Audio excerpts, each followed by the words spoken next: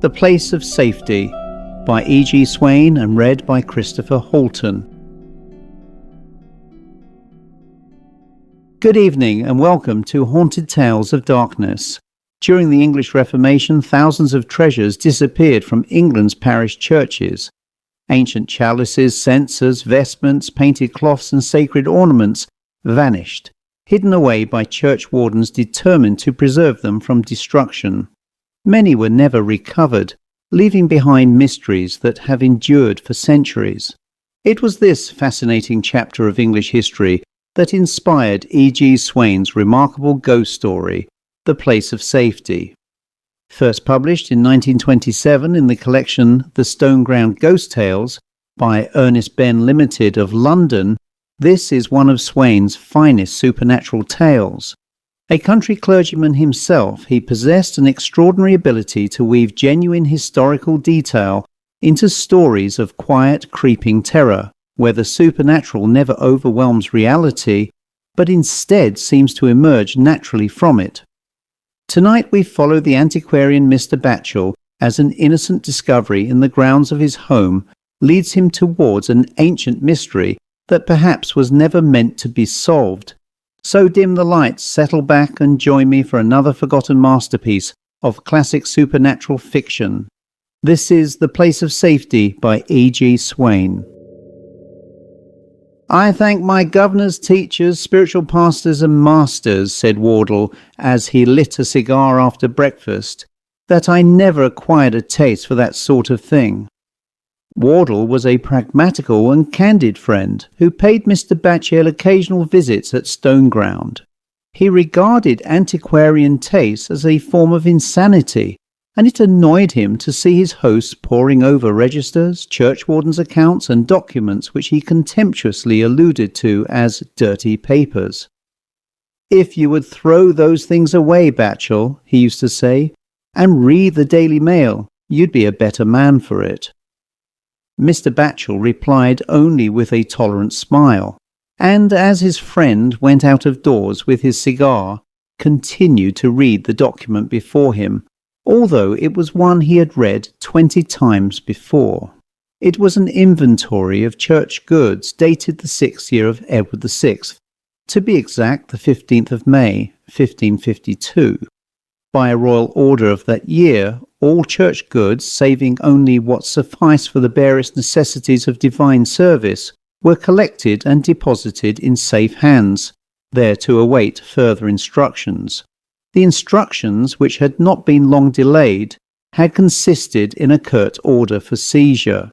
Everyone who cares for such matters knows and laments the grievous spoliation of those times. Mr. Batchel's document, however, proved that the churchwardens of the day were not incapable of self-defence. They were less dumb than sheep before the shearers, for on the copy of the inventory of which he had become possessed was written the Commissioner's report that at Stoneground did John Swain and John Gonthrop, churchwardens, declare upon their oaths that 2 gilded censers with candlesticks, old painted clothes and other implements were contained in a chest which was robbed on St. Peter's Eve before the first inventory made. Mr. Batchel had a shrewd suspicion, which the reader will not improbably share, that John Swain and his colleague knew more about the robbery than they chose to admit.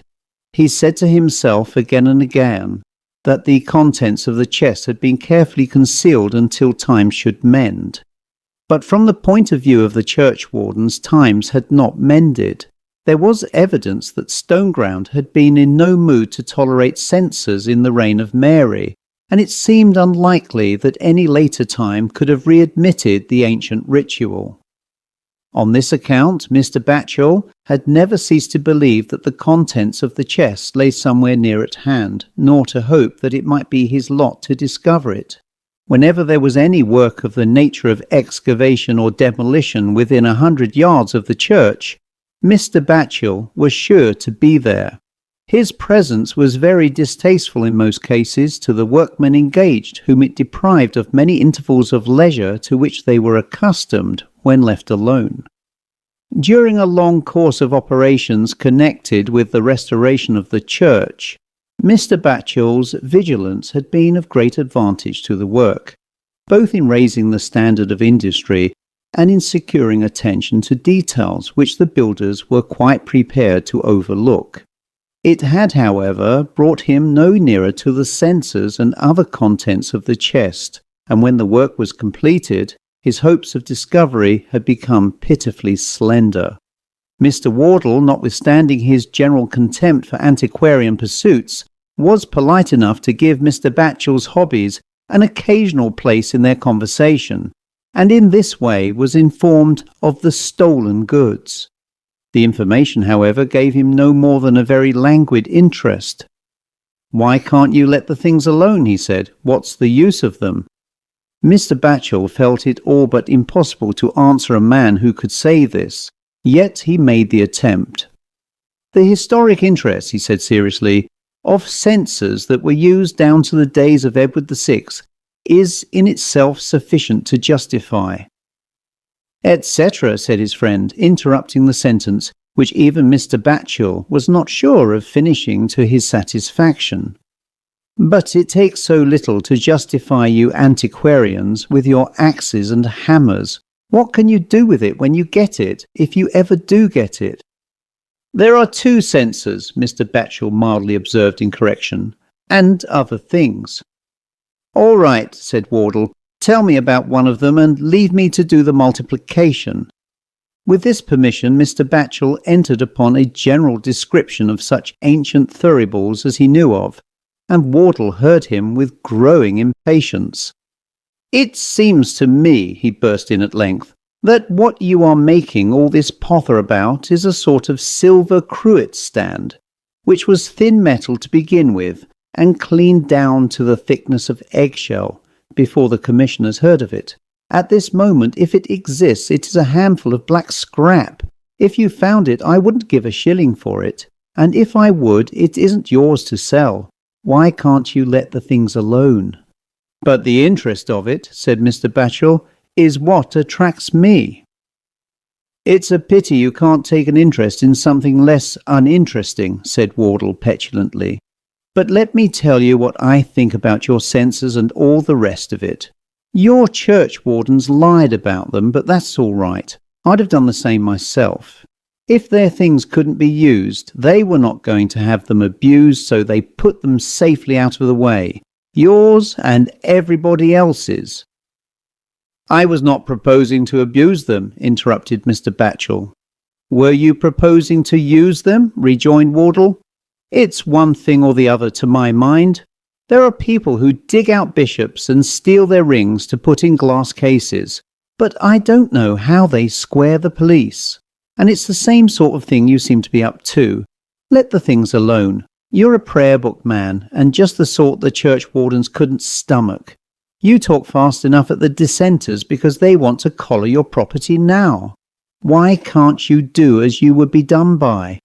Mr. Batchel thought it useless to say any more to a man in so unsympathetic an attitude, or to enter upon any defence of the antiquarian researches to which his friend had so crudely referred. He did not much like, however, to be anticipated in a theory of the robbery which he felt to be reasonable and probable. He had hoped to propound the same theory himself, and to receive a suitable compliment upon his penetration. He began, therefore, somewhat irritably to make the most of conjectures which at various times had occurred to him. Men of that sort, he said, would have disposed of the censers to someone who could go on using them, and in that case they are not here at all. Men of that sort, answered Wardle, are as careful of their skins as men of any other sort, and besides that, your Stoneground men have a very good notion of sticking to what they have got. The things are here, I dare say, if they are anywhere, but they are not yours, and you have no business to meddle with them. If you would spend your time in something else than poking about after other people's things, you'd get better value for it. This brief conversation, in which Mr. Batchel had scarcely been allowed the part to which he felt entitled, was in one respect satisfactory. It supported his belief that the censers lay somewhere within reach. In other respects, however, the attitude of Wardle was intolerable. He was evidently out of all sympathy with the quest upon which Mr. Batchel was set, and for their different reasons, each was glad to drop the subject. During the next 2 or 3 days, the matter of the censors was not referred to, if only for lack of opportunity. Wardle was a kind of visitor for whom there was always a welcome at Stoneground, and the welcome was in his case no less cordial on account of his brutal frankness of expression, which on the whole his host enjoyed. His pungent criticisms of other men were vastly entertaining to Mr. Batchel, who was not so unreasonable as to feel aggrieved at an occasional attack upon himself. A guest of this unceremonious sort makes but small demands upon his host. Mr. Wardle used to occupy himself contentedly and unobtrusively in the house or in the garden, whilst his host followed his usual avocations. The two men met at meals and liked each other none the less because they were apart at most other times. A great part of Mr. Wardle's day was passed in the company of the gardener, to whose talk his own master was but an indifferent listener. The visitor and the gardener were both lovers of the soil and taught each other a great deal as they worked side by side. Mr. Wardle found that sort of exercise wholesome, and, as the gardener expressed it, was not fit to take his coat off. The gardening operations at this time of year were such as Mr. Wardle liked. The overcrowded shrubberies were being thinned, and a score or so of young shrubs had to be moved into better quarters. Upon a certain morning when Mr. Batchel was occupied in his study, some aucubers were being transplanted into a strip of ground in front of the house, and Wardle had undertaken the task of digging holes to receive them. It was this task that he suddenly interrupted in order to burst in upon his host in what seemed to the latter a repulsive state of dirt and perspiration. "Talk of discoveries," he cried. "Come and see what I've found." "Not the censors, I suppose," said Mr. Batchel. "Censors be hanged," said Wardle. "Come and look." Mr. Batchel laid down his pen with a sigh and followed Wardle to the front of the house. His guest had made 3 large holes, each about 2 feet square, and drawing Mr. Batchel to the nearest of them said, "Look there."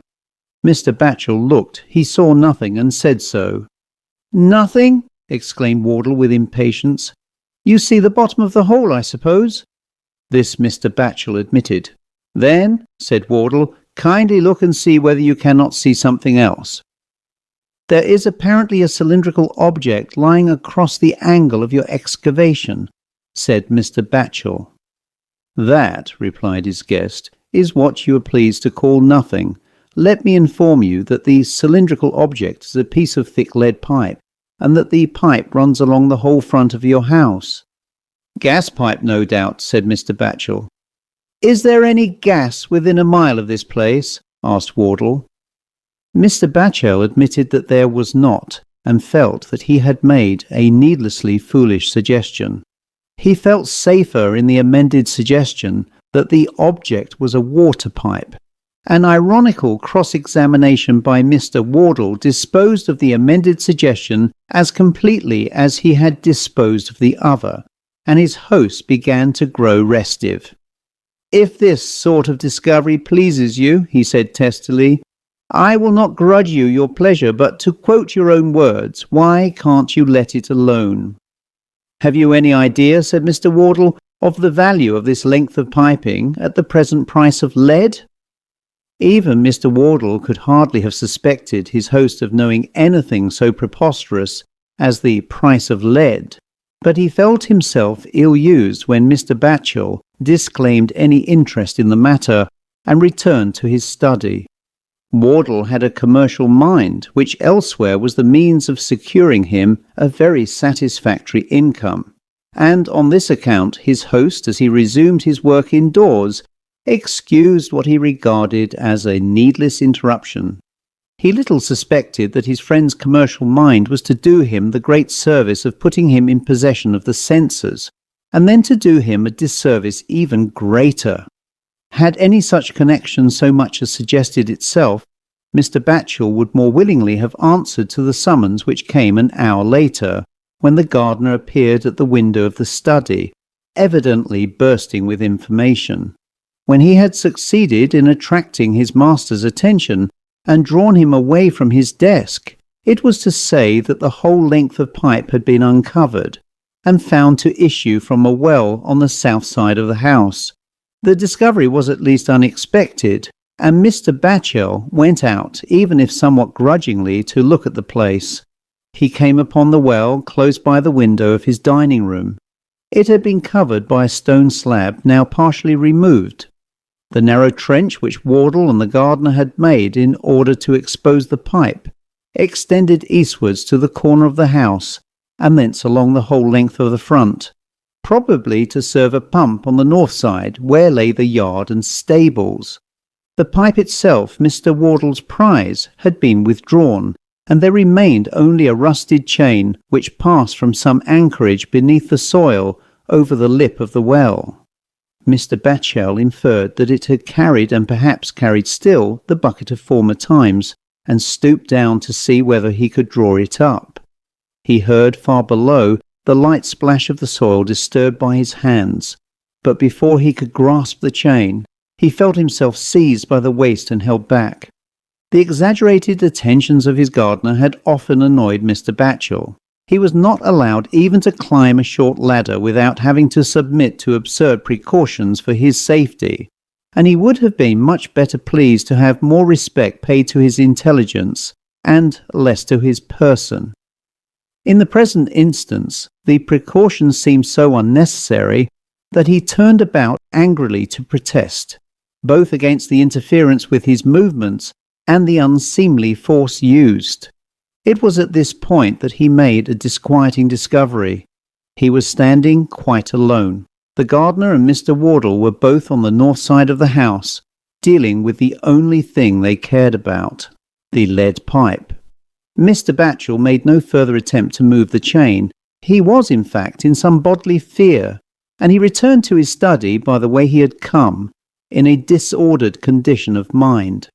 Half an hour later, when the gong sounded for luncheon, he was slowly making his way into the dining room when he encountered his guest running downstairs from his room, in great spirits. "A trifle over 200 weight," he exclaimed as he reached the foot of the staircase, and seemed disappointed that Mr. Batchel did not immediately shake hands with him upon so fine a result of the morning's work. Mr. Batchel, needless to say, was occupied with other recollections. "I suppose it is unnecessary to ask," said he to his guest, as he proceeded to carve a chicken, "whether you believe in ghosts?" "I do not," said Wardle promptly. "Why should I?" "Why not?" asked Mr. Batchel.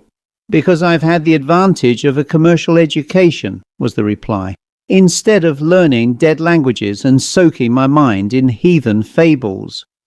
Mr. Batchel winced at this disrespectful allusion to the university education of which he was justly proud. He wanted an opinion, however, and the conversation had to go on. "Your commercial education," he continued, "allows you, I dare say, to know what is meant by a hypothetical case." "Make it one," said Wardle. "Assuming a ghost, then, would it be capable of exerting force upon a material body?" "Whose?" asked Wardle. "If you insist upon making it a personal matter," replied Mr. Batchel, "let us say mine." "Let me have the particulars." In reply to this, Mr. Batchel related his experience at the well. Mr. Wardle merely said, "Pass the salt, I need it." Undeterred by the scepticism of his friend, Mr. Batchel pressed the point, and upon that Mr. Wardle closed the conversation by observing that since, by hypothesis, ghosts could clank chains and ring bells, he was bound to suppose them capable of doing any silly thing they chose. "A month in the city, Batchel," he gravely added, "would do you a world of good." As soon as the meal was over, Mr. Wardle went back to his gardening, whilst his host betook himself to occupations more suited to his tranquil habits. The two did not meet again until dinner, and during that meal and after it the conversation turned wholly upon politics, Mr. Wardle being congenially occupied until bedtime, in demonstrating that the politics of his host had been obsolete for 3/4 of a century. His outdoor exercise, followed by an excellent dinner, had disposed him to retire early. He rose from his chair soon after 10. "There is one thing," he pleasantly remarked to his host, "that I am bound to say in favour of a university education. It has given you a fine taste in the victuals." With this compliment he said good night and went up to bed. Mr. Batchel himself, as the reader knows, kept later hours. There were few nights upon which he omitted to take his walk round the garden when the world had grown quiet, even in unfavourable weather. It was far from favourable upon the present occasion. There was but little moon, and a light rain was falling. He determined, however, to take at least one turn round, and calling his terrier Punch from the kitchen, where he lay in his basket, Mr. Batchel went out with the dog at his heel. He carried, as his custom was, a little electric lamp, by whose aid he liked to peep into birds' nests, and make raids upon slugs and other pests. They had hardly set out upon their walk when Punch began to show signs of uneasiness. Instead of running to and fro with his nose to the ground, as he ordinarily did, the terrier remained whining in the rear. Shortly they came upon a hedgehog lying coiled up in the path. It was a find which the dog was wont to regard as a rare piece of luck, and to assail with delirious enjoyment. Now, for some reason, Punch refused to notice it, and when it was illuminated for his especial benefit, turned his back upon it and looked up in a dejected attitude at his master. The behaviour of the dog was altogether unnatural, and Mr. Batchel occupied himself as they passed on in trying to account for it, with the animal still whining at his heel.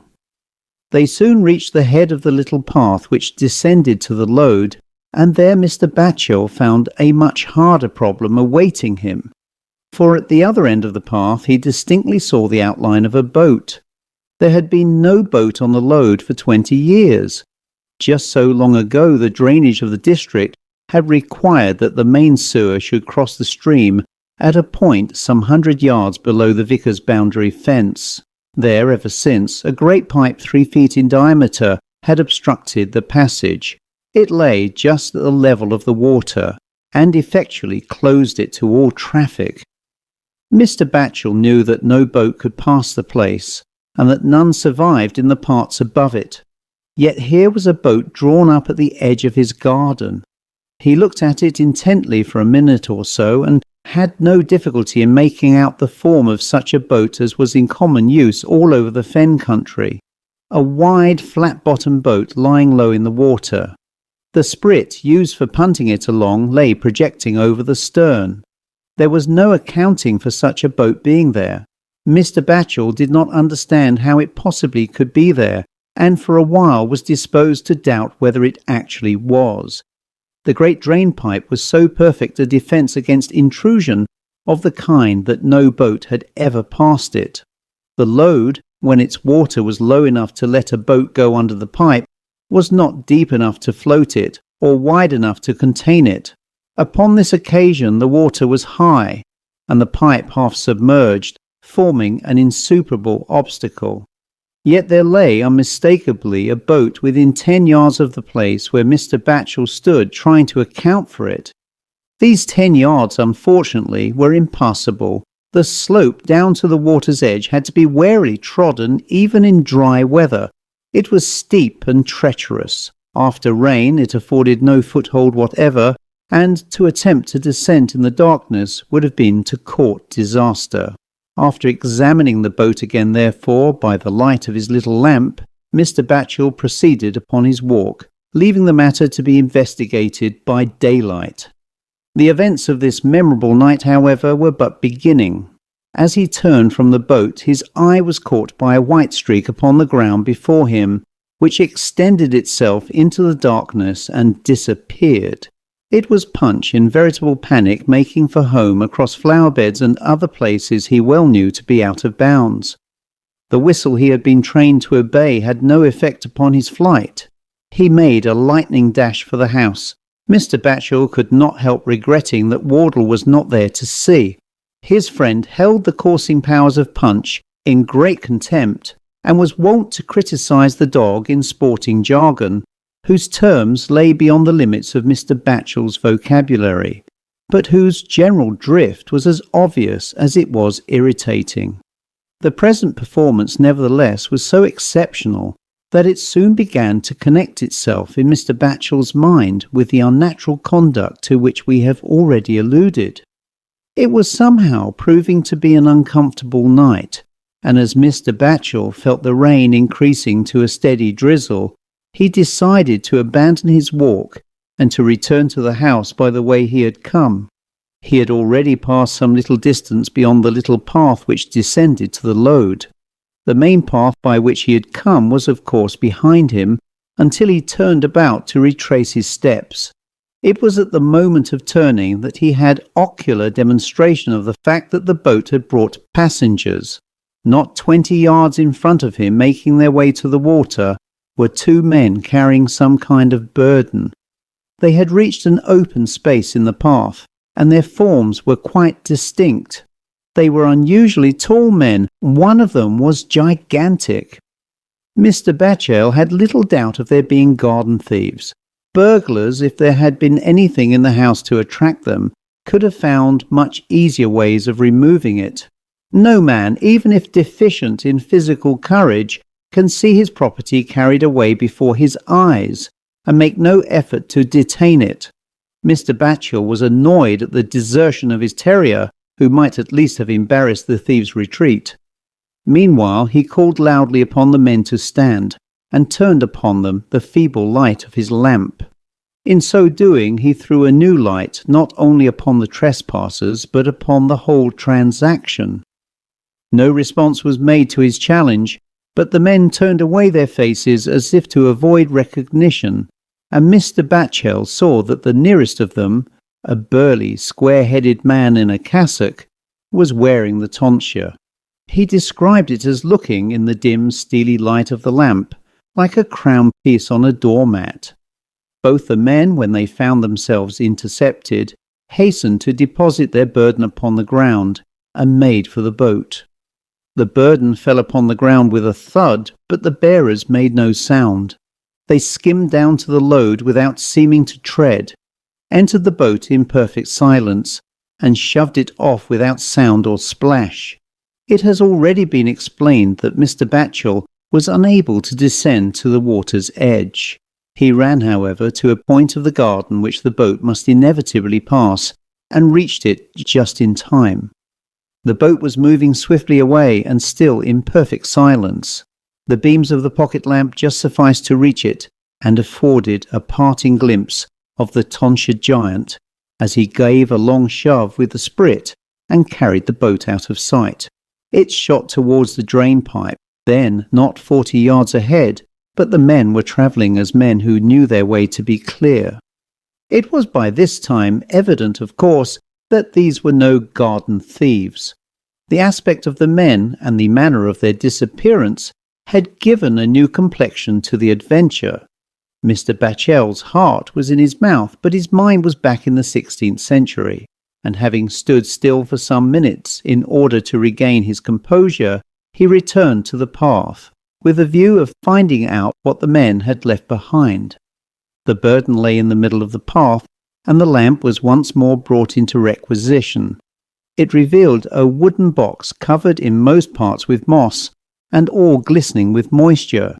The wood was so far decayed that Mr. Batchel had hopes of forcing open the box with his hands. So wet and slimy was it, however, that he could obtain no hold, and he hastened to the house to procure some kind of tool. Near to the cupboard in which such things were kept was the sleeping basket of the dog, who was closely curled inside it, and shivering violently. His master made an attempt to take him back into the garden. It would be useful, he thought, to have warning in case the boat should return. The prospect of being surprised by these large, noiseless men was not one to be regarded with comfort. Punch, however, who was usually so eager for an excursion, was now in such distress at being summoned that his master felt it cruel to persist. Having found a chisel, therefore, he returned to the garden alone. The box lay undisturbed where he had left it, and in 2 minutes was standing open. The reader will hardly need to be told what it contained. At the bottom lay some heavy articles which Mr. Batchel did not disturb. He saw the bases of 2 candlesticks. He had tried to lift the box as it lay by means of a chain passing through 2 handles in the sides, but had found it too heavy. It was by this chain that the men had been carrying it. The heavier articles, therefore, he determined to leave where they were until morning. His interest in them was small compared with that which the other contents of the box had excited, for on the top of these articles was folded a painted cloth, and upon this lay the 2 gilded censers. It was the discovery Mr. Batchel had dreamed of for years. His excitement hardly allowed him to think of the strange manner in which it had been made. He glanced nervously around him to see whether there might be any sign of the occupants of the boat, and, seeing nothing, he placed his broad-brimmed hat upon the ground, carefully laid in it the 2 censers, closed the box again, and carried his treasure delicately into the house. The occurrences of the last hour have not occupied long in the telling. They occupied much longer in the happening. It was now past midnight, and Mr. Batchel, after making fast the house, went at once upstairs, carrying with him the hat and its precious contents, just as he had brought it from the garden. The censers were not exactly black scrap, as Mr. Wardle had anticipated, or pretended to anticipate, but they were much discoloured and very fragile. He spread a clean handkerchief upon the chest of drawers in his bedroom, and, removing the vessels with the utmost care, laid them upon it. Then, after spending some minutes in admiration of their singularly beautiful form and workmanship, he could not deny himself the pleasure of calling Wardle to look. The guest room was close at hand.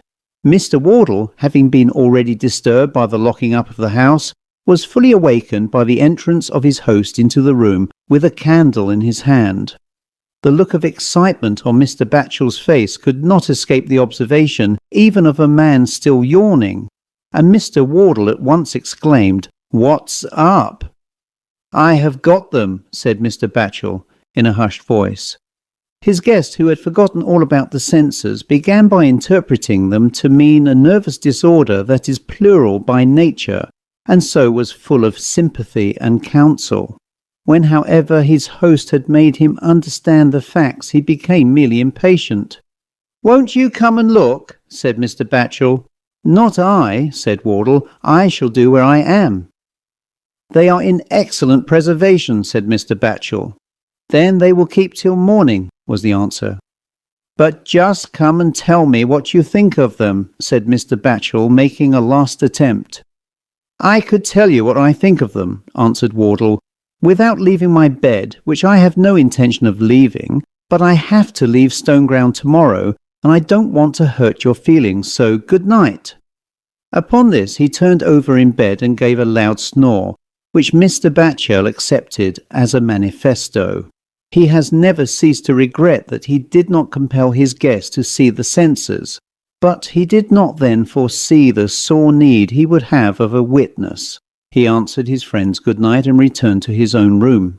Once more he admired the 2 censers as their graceful outlines stood out sharp and clear against the white handkerchief, and having done this he was soon in bed and asleep. To the men in the boat he had not given another thought since he became possessed of the box they had left behind. Of the other contents of the box he had thought as little since he had secured the chief treasures of which he had been so long in search. Now Mr. Wardle, when he arose in the morning, felt somewhat ashamed of his surliness of the preceding night. His repudiation of all interest in the censers had not been quite sincere, for beneath his affectation of unconcern there lay a genuine curiosity about his friend's discovery. Before he had finished dressing, therefore, he crossed over into Mr. Batchel's room. The censers, to his surprise, were nowhere to be seen. His host, less to his surprise, was still fast asleep. Mr. Wardle opened the drawers one by one in search of the censers, but the drawers proved to be all quite full of clothing. He looked with no more success into every other place where they might have been bestowed. His mind was always ready with a grotesque idea. "Blessed if he hasn't taken them to bed with him," he said aloud, and at the sound of his voice Mr. Batchel awoke. His eyes, as soon as they were open, turned to the chest of drawers, and what he saw there, or rather what he failed to see, caused him, without more ado, to leap out of bed. "What have you done with them?" he cried out. The serious alarm of Mr. Batchel was so evident as to check the facetious reply which Wardle was about to frame. He contented himself with saying that he had not touched or seen the things. "Where are they?" again cried Mr. Batchel, ignoring the disclaimer. "You ought not to have touched them. They will not bear handling. Where are they?" Mr. Wardle turned away in disgust. "I expect," he said, "they're where they've been this 350 years. Upon that he returned to his room and went on with his dressing. Mr. Batchel immediately followed him and looked eagerly round the room. He proceeded to open drawers and to search in a frenzied manner in every possible and in many an impossible place of concealment. His distress was so patent that his friend soon ceased to trifle with it. By a few minutes' serious conversation he made it clear that there had been no practical joking, and Mr. Batchel returned to his room in tears. "Look here, Batchel," said Mr. Wardle as he left, "you want a holiday." Within a few minutes Mr. Batchel returned fully dressed. "You seem to think, Wardle," he said, "that I have been dreaming about these censers. Come out into the garden and let me show you the box and the other things." Mr. Wardle was quite willing to assent to anything if only out of pity, and the two went together into the garden, Mr. Batchel leading the way. Going at a great pace, they soon came to the path upon which the box had lain. The marks it had left upon the soft gravel were plain enough, and Mr. Batchel eagerly appealed to his friend to notice them. Of the box and its contents, however, there was no other trace. The whole adventure was described, the strange behaviour and subsequent flight of the terrier, the men with averted faces, the boat, and the opening of the box. Mr. Batchel tried to shake the obvious incredulity of his guest by pointing to the chisel which still lay beside the path. Mr. Wardle only replied, "You want a holiday, Batchel? Let's go into breakfast." Breakfast on that morning was not the cheerful meal it was wont to be. During the few minutes of waiting for it, Mr. Batchel stood at the window of his dining room, looking out upon the site of the well, which the gardener had now covered in. He rehearsed the whole of the adventure from first to last, wondering whether the new place of safety would ever be discovered. But he said no more to his guest. His heart was too full. The two breakfasted almost in silence, and the meal was scarcely over when the cab arrived to take Mr. Wardle to his train. Mr. Batchel bade him farewell and saw him depart with genuine regret. He was returning sadly into the house when he heard his name called. It was Wardle leaning out of the window of his cab as it drove away, and waving his hand. "Batchel," he cried again, "mind you take a holiday." The end. Thank you for listening to The Place of Safety by E.G. Swain. Swain had an extraordinary gift for taking the quiet world of the English countryside, its ancient churches, forgotten records and hidden corners, and revealing the supernatural that seemed to lie just beneath the surface. Rather than relying upon spectacle, he understood that true unease often comes from suggestion, restraint, and the feeling that history itself may still be watching. In The Place of Safety, the real mystery is not simply whether ghosts exist, but whether some treasures are protected by guardians whose duty has never ended. If you enjoyed this story, you'll find many more forgotten classics here on Haunted Tales of Darkness, where I continue to preserve and narrate some of the finest supernatural fiction of the Victorian, Edwardian, and early 20th century, alongside the occasional original tale inspired by those great traditions. If you'd like to help preserve these remarkable works, please consider subscribing, leaving a comment and sharing the video with fellow lovers of classic ghost stories. Until the next time, thanks for listening. For several years, I've devoted myself to creating original ghost stories, strange tales, atmospheric narrations, and supernatural fiction through haunted tales of darkness. What many people perhaps do not realize is the amount of work involved behind the scenes: the writing, editing, research, recording, artwork, publishing, and production that goes into trying to create something worthy of the great tradition of classic supernatural storytelling. I continue to do it because I genuinely love the work. Some months ago, however, YouTube effectively removed my ability to earn revenue from the channel, claiming that my content was somehow inauthentic. I was far from alone in this, as many other readers, writers, and narration channels were similarly affected. Ironically, this has happened at a time when the platform itself is increasingly flooded with AI-generated material. Part of the issue, I suspect, is that YouTube strongly favors midstream advertising, which is completely at odds with the kind of immersive storytelling experience I try to create. Interrupting a ghost story midway through with loud advertising breaks the atmosphere and destroys the flow for both reader and listener alike. A number of people have asked whether there is another way to support the channel and my writing directly, and that would be by supporting me through Patreon for anyone who wishes to help support future stories, books, narrations, and projects.